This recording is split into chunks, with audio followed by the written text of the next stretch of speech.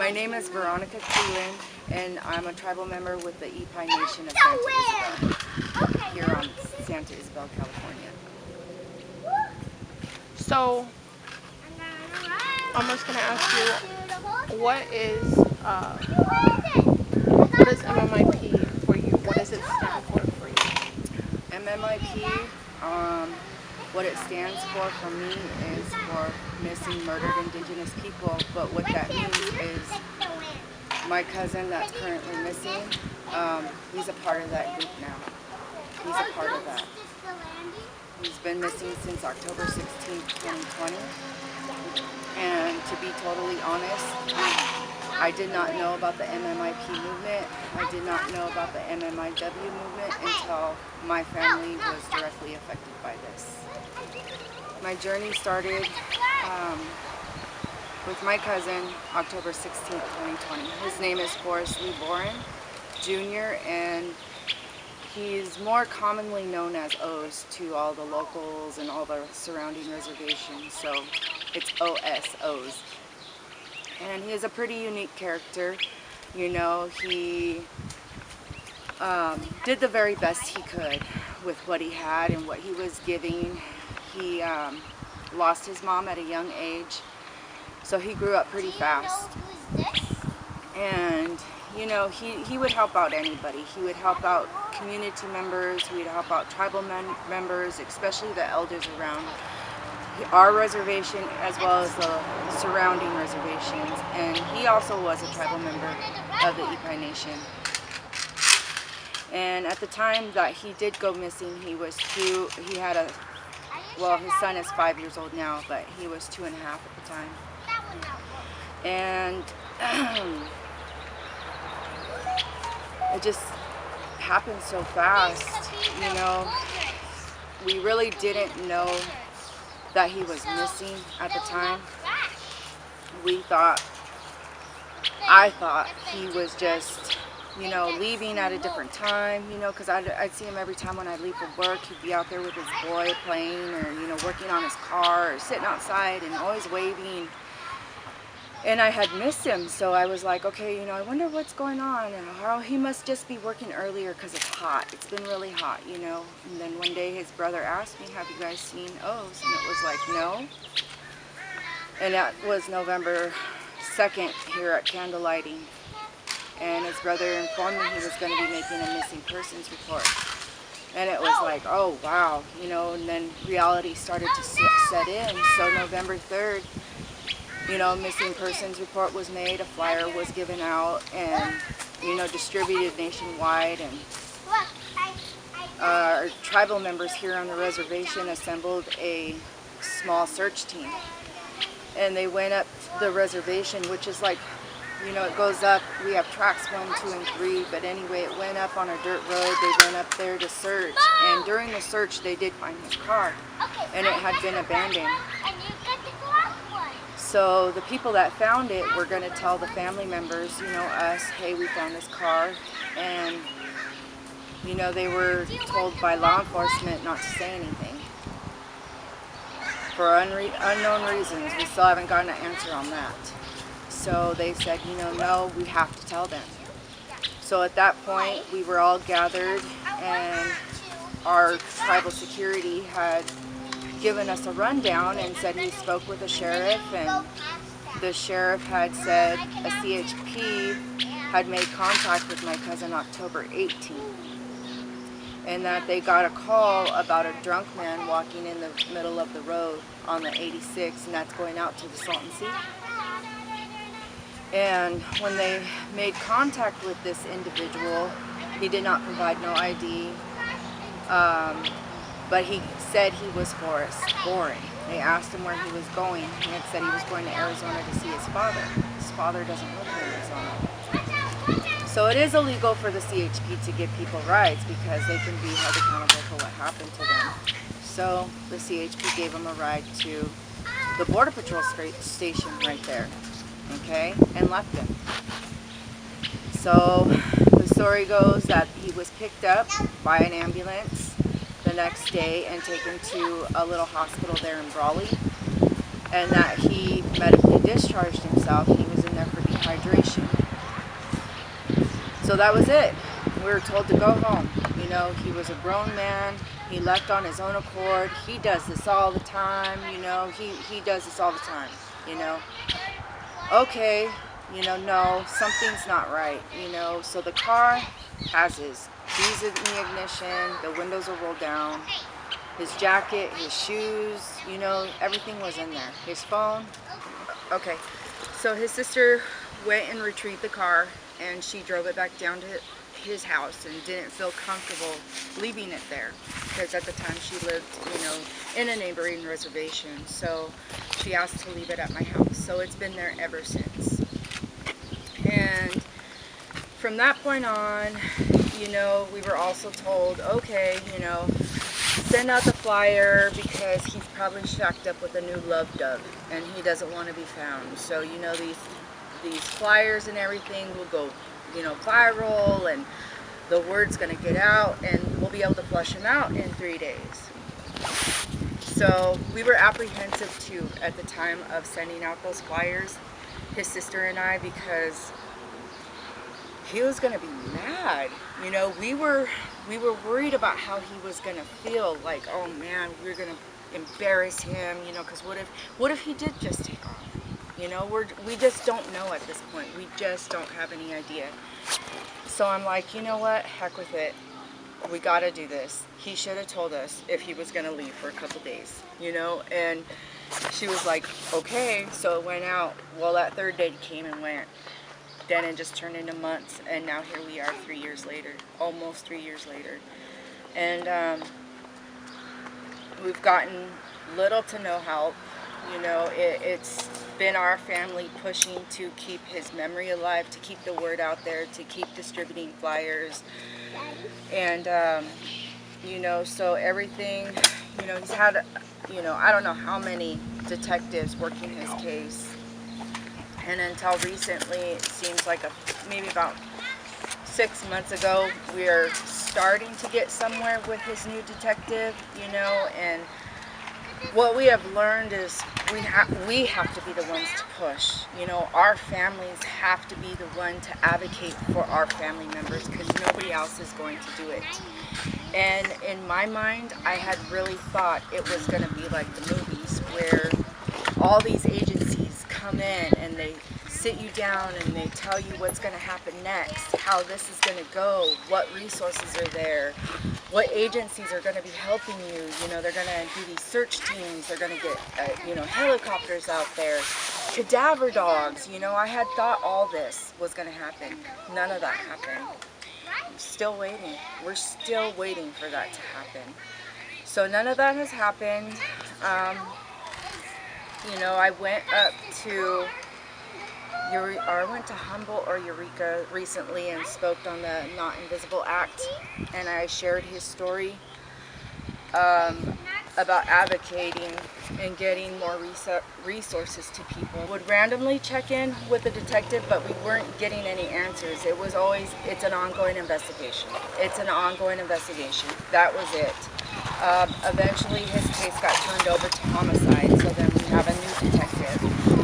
And in the meantime, people were coming to family members and, you know, their theories or their stories, and, you know, there is a lot of that. And,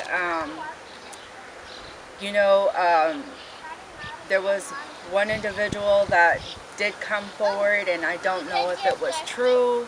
I don't know if it wasn't, but, you know, we did the right thing and called the sheriff and handed over the recording. It just became, you know, like word of mouth type of thing, pointing fingers, and I'm not sure what happened to him. You know, I can only speculate and assume what has happened. But at this point, almost 3 years later,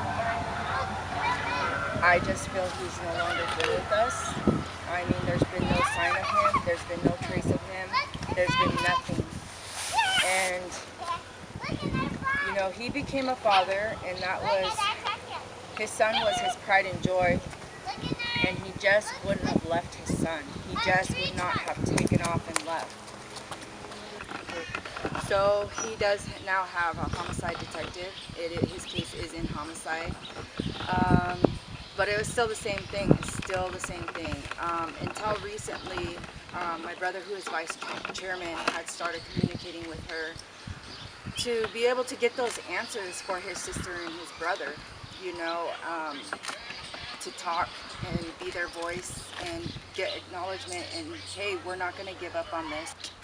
So, you know, reaching out to her and saying, hey, we're not okay with this sheriff's and the CHP's identification with her, because come to find out, or identification of my cousin, because the CHP also said when he picked him up he didn't have his glasses, and my cousin could not see without them. He was severely nearsighted, so he had to have them. So we pushed to see the video image, and we pushed to see the video footage from the hospital. So the response we got was just a picture, and it was of an individual, and you see the back. We're not okay with that. We are not okay with that. And that's one thing I like to stress to families is if you don't feel okay with something, you have the right to keep pushing. No, we're not okay with that. We're not accepting this. How can you identify our loved one that that's him by a back? By a back. You know, you can't see no facial figure, you know, no face, nothing like that. So how can you say that's him? We're not okay with that. So that was the email that was sent.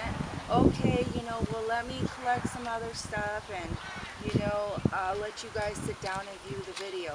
That was 6 months ago. We're still waiting.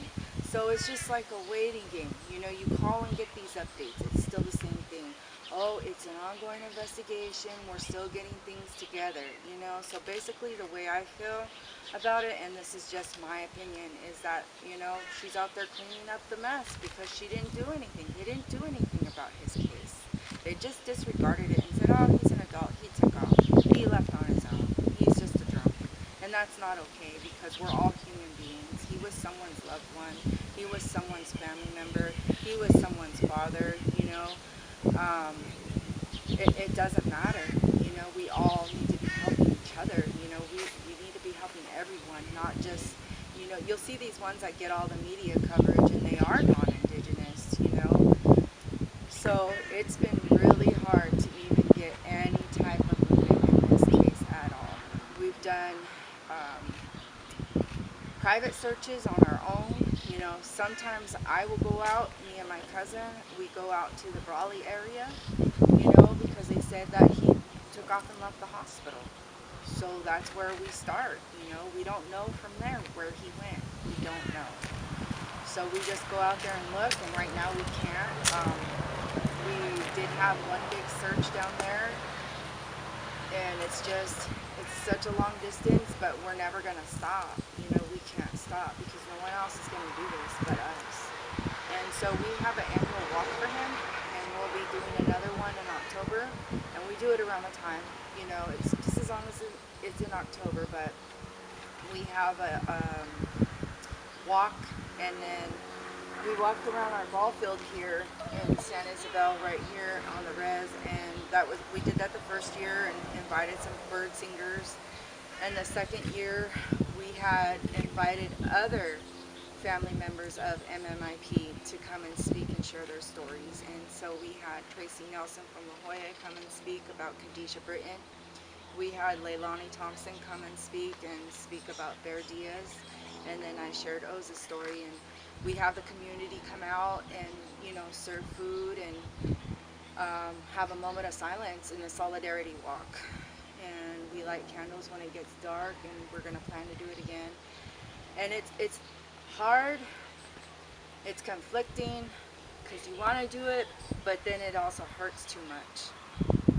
But the point is, this isn't about me, it's not about any of our family, it's about him, it's about Oz and keeping his memory alive, and like keeping the public aware in this community, everyone's in the surrounding area in the United States, that hey, he is still missing, he is still loved, and we are not going to stop searching for him. him no matter what. We are not giving up.